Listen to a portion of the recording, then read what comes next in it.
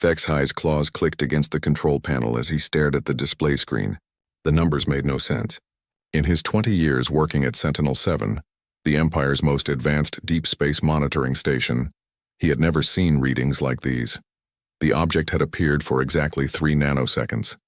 3 tiny moments of time that should have been nothing.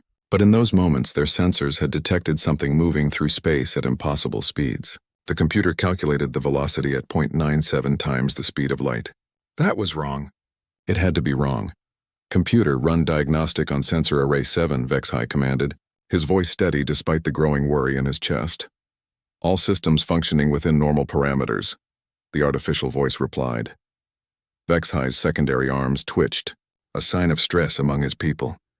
The Catherians had ruled 17 star systems for over 1,000 years. Their technology was the most advanced in known space.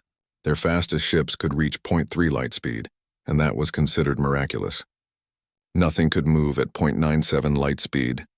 Nothing should be able to move that fast. The scanner console chimed again. Another reading. This time the object appeared for 5 nanoseconds before vanishing. The trajectory showed it moving through the outer edge of the Catherian territories, heading toward the core systems.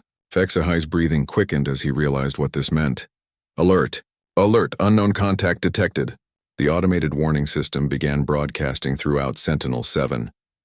Red lights flashed across the command center as other technicians rushed to their stations. Senior officer Crixty arrived within minutes, her golden uniform marking her as one of the Empire's elite. Report, she demanded, her 4 eyes scanning the displays. Unknown object moving at impossible speeds through Sector 77 Alpha, Vexhai explained, bringing up the sensor logs. Velocity calculated at 0.97 light speed. No identification signature. No communication signals. No energy trail we can recognize. Crixty's face went pale beneath her scaled skin. That's impossible. Run the calculations again. Already done, ma'am. 3 times. The computer confirms the readings. Vexhai pulled up the data streams. Look at these energy signatures. They don't match anything in our databases. Not Catherian, not Zephyrian, not any of the known species. The command center buzzed with activity as more officers gathered around the main display. The object had appeared again, this time for a full second, long enough for their advanced sensors to get a partial scan. The data that came back made everyone fall silent. The object was small, much smaller than any ship capable of interstellar travel. According to the scans, it was roughly the size of a Catherian fighter craft. But fighter craft couldn't travel between star systems. They lacked the power cores and dimensional drives needed for faster-than-light travel. Yet this small object was moving at speeds that made their fastest battleships look like they were standing still. Contact Admiral Zethmore immediately, Crixty ordered. Priority Alpha transmission. Within the hour, Admiral Zethmore's face appeared on the main screen. His scarred features and battle-worn appearance commanded respect throughout the Empire. He had led the conquest of 6 systems and never lost a battle. But even he looked troubled as he studied the sensor data. You're certain these readings are accurate? The Admiral asked. Yes, sir, Crixty replied. We've run full diagnostics on all systems. Everything checks out. The object is real and it's moving faster than anything we've ever encountered. Admiral Zethmore was quiet for a long moment. Behind him, the bridge of his flagship buzzed with activity. Any response to our identification requests? None, sir. We've broadcast on all standard frequencies. No reply. And you say it's heading toward the core systems? Vexhai stepped forward. Based on its trajectory, yes, sir. If it maintains current course and speed, it will pass through the Nexus system within 8 hours. The Nexus system was the heart of Catherian space, home to their capital world and the seat of the Imperial government. If this unknown object reached Nexus, it would be within striking distance of everything the Empire held dear. Admiral Zethmore's expression hardened. Initiate Defense Protocol 7. I want every ship in the Outer Rim on high alert. Deploy sensor drones along the object's projected path. If it shows hostile intent toward any Imperial world, we respond with full force. Sir, Crixty hesitated. Our analysis suggests this object possesses technology far beyond our current capabilities. If it is hostile, then we'll find out what it's made of, the Admiral cut her off. The Catherian Empire has never backed down from a challenge. We won't start now. The transmission ended, leaving the command center in tense silence. Vexhai watched the sensor displays, hoping for another glimpse of the mysterious object. When it came, the readings were even more disturbing. The object had changed course. Not gradually as any normal ship would, but instantly. One moment it was heading toward Nexus. The next it had shifted direction by 90 degrees and was moving toward the mining colonies in the outer territories. The maneuver should have torn any ship apart. The gravitational forces alone would have crushed the strongest hull materials known to Cytherian science. "How is that possible?" whispered Tech Officer Lernax, staring at the data. "It's not," Vexhai replied quietly. "According to everything we know about physics, what we just saw can't happen." The object appeared again, this time in a completely different sector. Then again, hundreds of light years away. Each appearance lasted only moments, but each one provided more impossible data. The object seemed to ignore the basic laws of space and time, moving in ways that challenged everything the Empire thought it knew about the universe. As the hours passed, reports came in from other monitoring stations throughout Imperial space. The object, whatever it was, wasn't alone. Similar contacts were being detected across multiple systems, all moving at the same impossible speeds, all defying every attempt at identification or communication.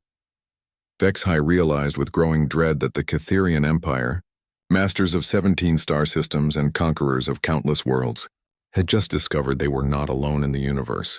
Something was out there, something with technology that made their greatest achievements look primitive. And whatever it was watching them. Admiral Zethmore stood on the bridge of the Imperial flagship Dominion, watching 3 separate holographic displays showing the positions of his hunting fleets.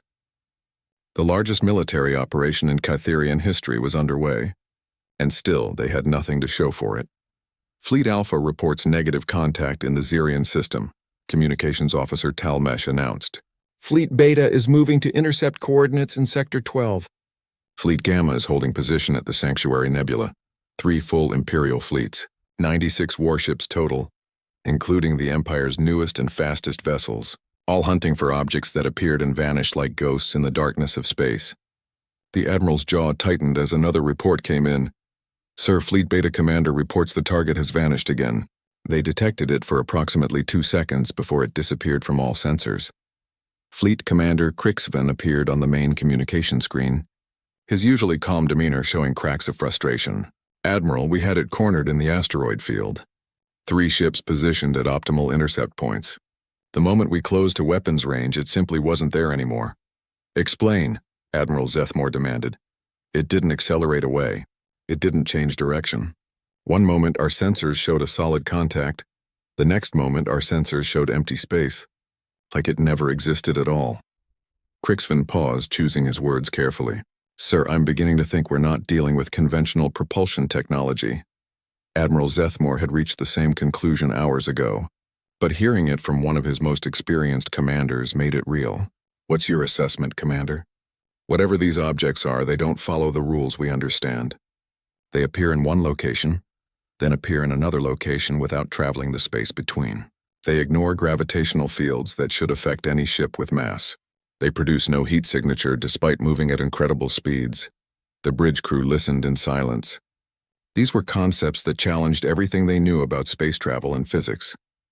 The Cytherian Empire had built their power on understanding and controlling the fundamental forces of the universe. Now they faced something that seemed to ignore those forces completely. "Fleet Alpha has detected multiple contacts," another officer reported. 15 objects moving in formation through the Twilight system. Admiral Zethmore turned to the tactical display. 15 red dots appeared on the holographic map, moving in perfect coordination through one of the Empire's most important industrial systems. "Deploy all available ships to intercept. Authorization Omega-7. Omega-7 was the highest military authorization possible. It meant using any and all force necessary to protect Imperial interests." Within minutes, 42 warships were converging on the Twilight system, their weapons charged and ready. The Admiral watched as his ships took positions around the mysterious objects. For the first time in days, they had multiple targets in a single location, surrounded by overwhelming firepower. Whatever these things were, they would finally get answers. "All ships report ready, sir," Tactical Officer Nexaran announced. "The objects are maintaining position in the center of our formation." Open a channel on all frequencies, Admiral Zethmore ordered. Unknown vessels, you have entered Imperial space without authorization. Identify yourself immediately or we will consider you hostile and respond accordingly. Silence. The objects continued moving in their perfect formation, showing no response to the Imperial fleet surrounding them. Long-range sensors showed they were small, just as the previous contacts had been.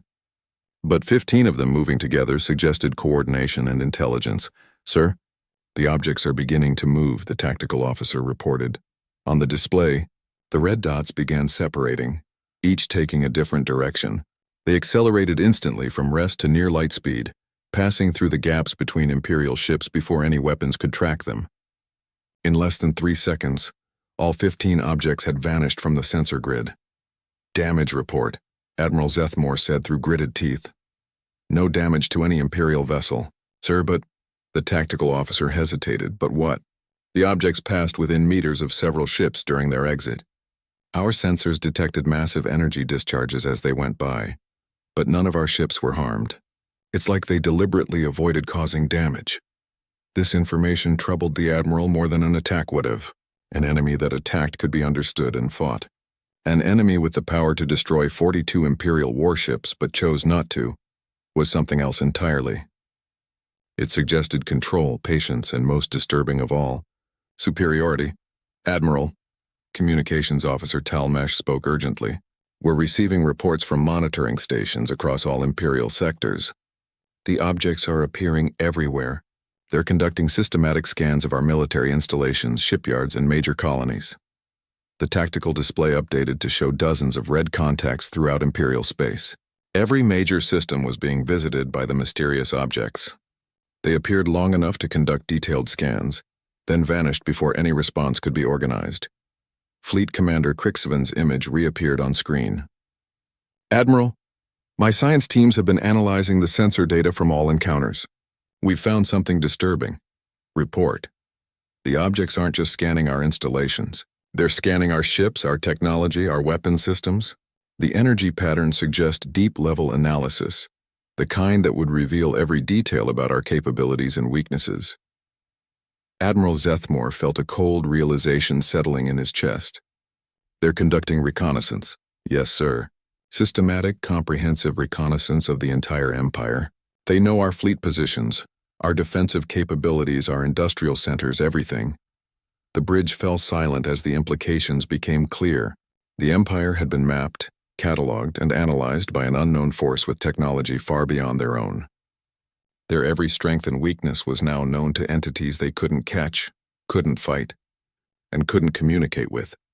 Sir, Tactical Officer Nexron said quietly, there's something else. Analysis of the flight patterns suggests the objects are using some form of instantaneous travel. Not faster than light drive, but actual teleportation from one point to another. Teleportation was theoretical technology that Catherian scientists had studied but never achieved. The energy requirements alone should make it impossible for objects so small. Yet the evidence was undeniable. Admiral Zethmore stared at the tactical display showing Imperial fleets scattered across known space, all of them helpless against an enemy they couldn't even touch. For the first time in his military career, he faced an opponent that made him feel completely powerless. Continue monitoring, he ordered finally. Document everything. If we can't stop them, at least we can learn from them. But deep inside, Admiral Zethmore wondered if understanding would matter when facing technology this advanced. The Catherian Empire had built their power on being the strongest force in their region of space. Now they had discovered they weren't even close to being the strongest. The hunt had become something else entirely. They were no longer the predators. They had become the prey. The object appeared without warning in the heart of Imperial space. Admiral Zethmore was reviewing tactical reports when every alarm on the Dominion began screaming at once. The bridge erupted in controlled chaos as officers rushed to their stations, but this time was different. This time, the mysterious object had appeared directly between the Imperial homeworld of Kythera and Defense Platform Prime, the massive orbital fortress that protected the capital. Distance from the object, Admiral Zethmore demanded. 50,000 kilometers in holding position, Tactical Officer Nexron reported, his voice tight with barely controlled fear. Sir, it's not moving. For the first time since we started tracking these things, one has come to a complete stop. The Admiral stared at the main display.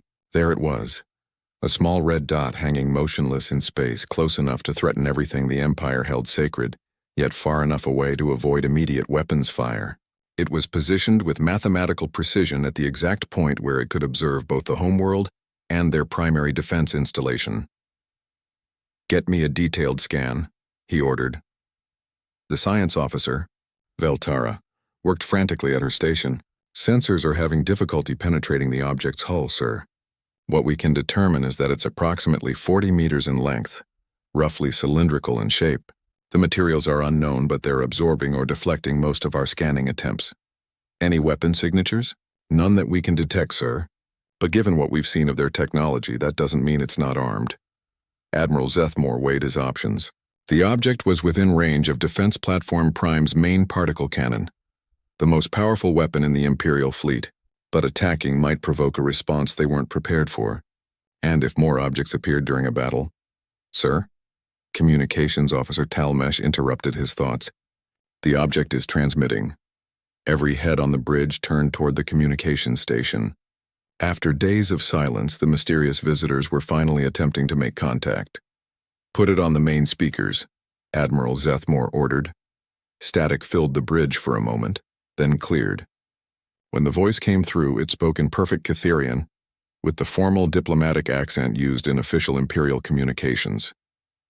"Imperial Fleet Command, this is Survey Vessel Pathfinder 7. We apologize for the delay in formal contact protocols."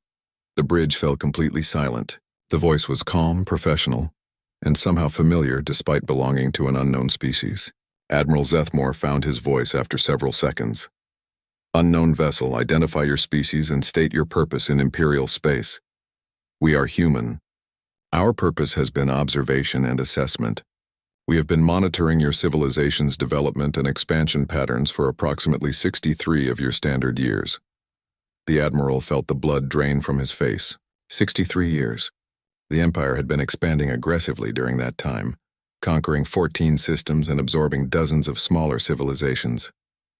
Every military operation, every conquest, every tactical decision had been watched by these humans. "Where do you originate?" he asked. "Our homeworld is designated Sol 3 in your astronomical databases. You classify our system as a minor star cluster in the Outer Rim territories, too distant and resource-poor to merit Imperial attention." Admiral Zethmore accessed the star charts through his command interface. Sol 3 was indeed listed in their databases, but marked as inhabited by primitive mammals with early industrial technology. The last survey had been conducted over 200 years ago and classified the system as having no strategic or economic value. "Our records indicate your species has not achieved faster than light travel," he stated. "There," was what sounded like amusement in the human voice. "Your records are outdated, Admiral. We achieved practical FTL travel 112 years ago.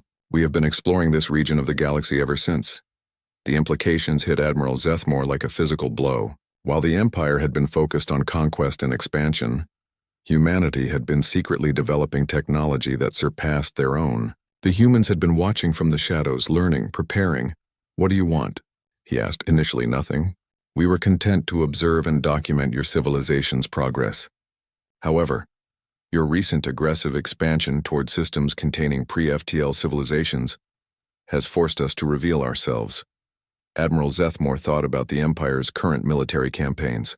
They were in the process of conquering the Bellan system, home to a species that had achieved basic spaceflight but not yet developed interstellar travel. It was a standard Imperial expansion, claiming resources in strategic territory.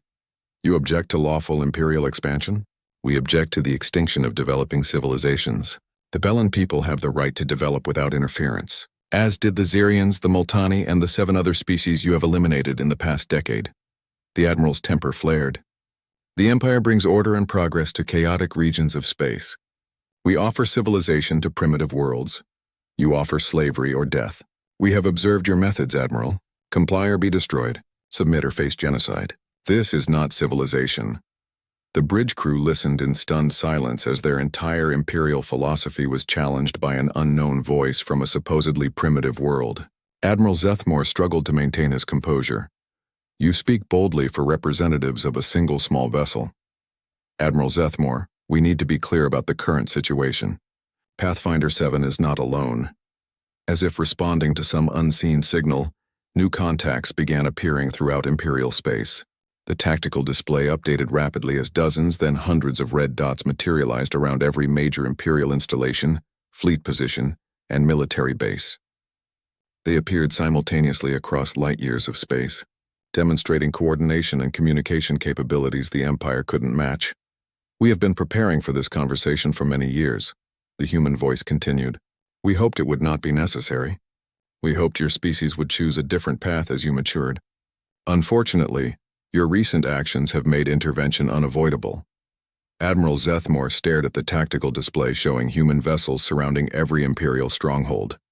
The Empire's entire military force was outnumbered and outpositioned. Worse, every engagement attempt had proven their weapons and ships were completely outclassed. What are your demands? He asked quietly. Cease all military operations against pre-FTL civilizations. Withdraw your forces from contested systems. Allow conquered species to choose their own path forward. End the practice of forced assimilation or elimination. And if we refuse? The pause stretched for nearly 30 seconds. When the human voice returned, it carried a weight that made everyone on the bridge understand they were hearing an ultimatum. Then we will stop you ourselves. We prefer cooperation, Admiral, but we will not allow genocide to continue in this region of space. Admiral Zethmore looked at his officers, seeing his own realization reflected in their faces.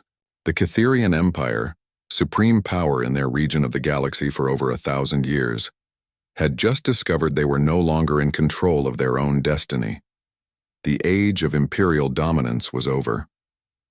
The age of humanity had begun. The emergency session of the Imperial High Command convened within hours of first contact. Admiral Zethmore stood before the semicircular chamber where the Empire's most powerful leaders sat in judgment. Emperor Crixthul himself occupied the central throne, his ancient eyes showing the first signs of genuine concern in decades. Explain to us, Admiral, how a species we classified as primitive mammals now holds our entire fleet hostage, the Emperor demanded. Admiral Zethmore activated the holographic display at the center of the chamber. Images of the human vessels appeared along with sensor data and tactical analyses. Your Majesty, our intelligence was catastrophically outdated. While we focused on conquering our immediate neighbors, humanity was developing technology that surpasses our own by several generations. Intelligence Minister Vox High leaned forward, his 4 arms gesturing at the data. Our last survey of their system was 200 years ago. They showed basic industrial capability and primitive chemical rockets. How could they advance so rapidly? That appears to be their nature, Minister. Our analysis of intercepted communications suggests human technological development follows an exponential curve rather than the steady progression we see in most species. They advance faster as they learn more. Admiral Zethmore brought up comparative charts showing technological development rates across known species. The human curve was unlike anything in Imperial databases, rising sharply over the past 2 centuries while most civilizations showed gradual, predictable growth. Defense Minister Nexthul studied the tactical displays. What are their current capabilities? Based on observed performance, their ships can achieve instantaneous travel between any 2 points in space. They ignore gravitational fields and inertial forces that should affect any object with mass. Their scanning technology can analyze our ships and installations in complete detail from distances where our sensors can barely detect them. Weapons, the Defense Minister pressed. Admiral Zethmore hesitated. Unknown. In every encounter, they demonstrated the ability to destroy our vessels but chose not to. This suggests either peaceful intentions or such overwhelming superiority that they see no threat from our military. Emperor Crixthul's expression darkened. You're telling us they could have annihilated our fleets at any time but chose not to? Yes, Your Majesty. Analysis of their flight patterns through our formations shows they passed within meters of our ships while traveling at near light speed. The energy discharge alone should have destroyed anything nearby, yet our vessels remained undamaged. The precision required suggests technology we cannot comprehend. The chamber fell silent as the implications settled. The Catherian Empire had built their power on military might and technological superiority. Now they faced a species that could treat their greatest achievements as minor inconveniences. Intelligence Minister Vox High activated his personal data pad. I've been reviewing historical records since the human contact. There are disturbing patterns that suggest this situation is worse than we initially understood. Explain, the Emperor commanded. Over the past 60 years, we've experienced what we attributed to unusual equipment failures, navigation errors, and communication disruptions during military operations. Systems would malfunction at critical moments. Battle plans would somehow reach enemy forces before our attacks. Ships would develop problems that forced delays in conquest timelines. Admiral Zethmore felt a chill of recognition. You're suggesting sabotage? I'm suggesting observation and subtle interference. The humans admitted to monitoring us for 63 years. What if they've been doing more than watching? What if they've been influencing events to slow our expansion and protect vulnerable civilizations? The minister brought up operational reports from dozens of Imperial campaigns. The pattern was clear once viewed with new understanding. Every major military operation against pre-FTL civilizations had encountered unexpected delays, equipment failures, or intelligence leaks that provided their targets with crucial advantages. The Bellan resistance, Admiral Zethmore said slowly. They somehow knew our attack routes and defensive positions. We assumed they had exceptional tactical intelligence. The Zarian evacuation, Defense Minister Nexthul added. Millions of civilians disappeared from targeted population centers hours before our bombardment began. We never found evidence of how they were warned. The Multani ships that vanished from our holding facilities, Intelligence Minister Vox High continued, the ones carrying their cultural archives and genetic samples. They simply weren't there when we went to destroy them. Emperor Crixthul rose from his throne, his massive form casting shadows across the chamber. You're telling us that humanity has been manipulating Imperial operations for decades? That our failures were not failures but sabotage? It explains many otherwise inexplicable events, Your Majesty, and it suggests their intervention in our affairs is not recent. They've been protecting developing civilizations from us for most of the past century. The Emperor's anger was palpable. The Catherian Empire had prided itself on military efficiency and tactical superiority. To learn that their setbacks were caused by hidden interference was both humiliating and terrifying. Admiral Zethmore accessed additional data files. There's more, Your Majesty. Communications analysis suggests humanity is not a single planetary civilization as we assumed.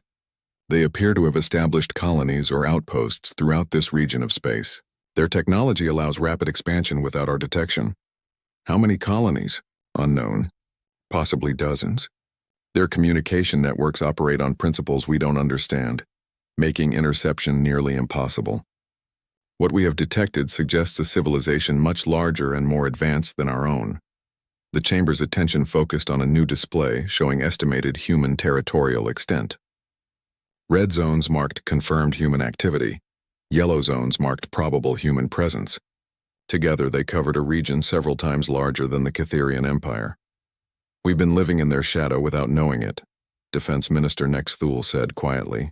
All this time we thought we were the dominant power in this region of space. Worse, Intelligence Minister Vox High added. They've been allowing us to think we were dominant, while secretly controlling our actions. Every victory we've achieved they permitted.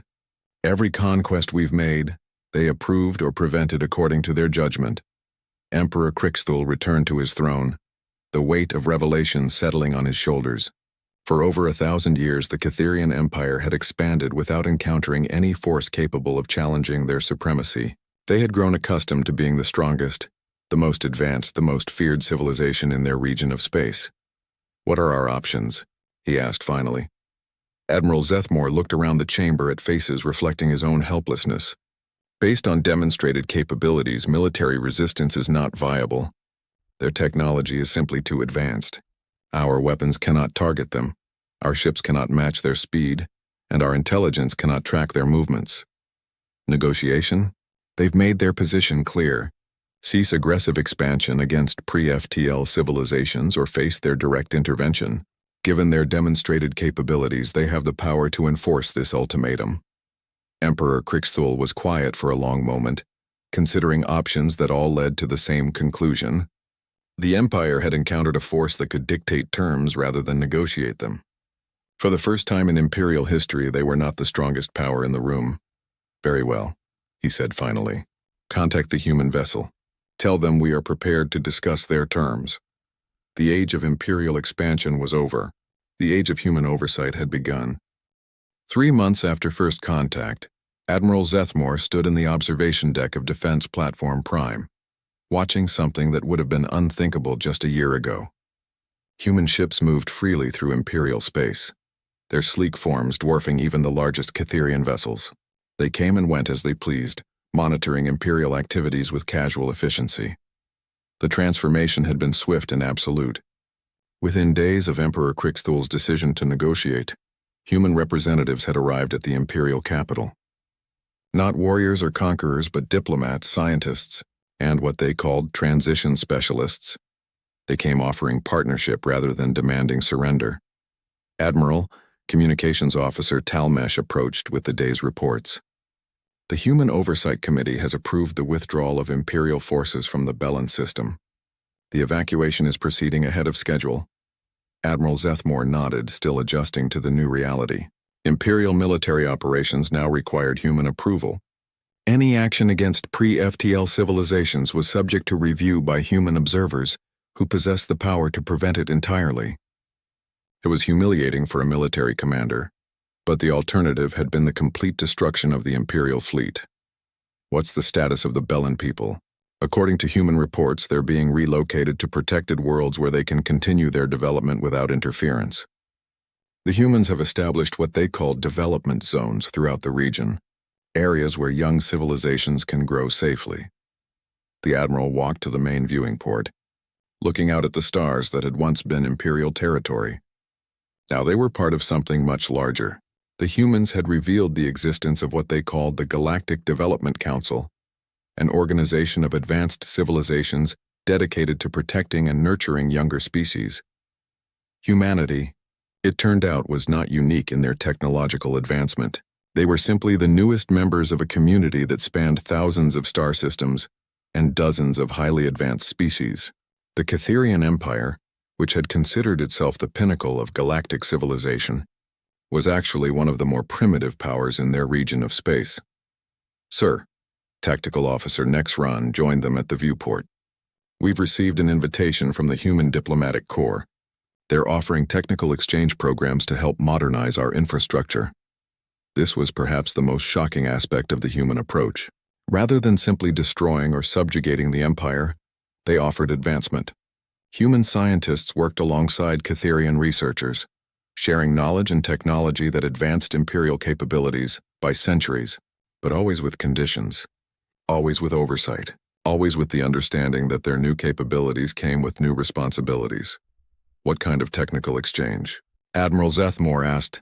Clean energy systems to replace our fusion reactors, medical technology to extend lifespans and eliminate genetic diseases, agricultural improvements to feed our population more efficiently.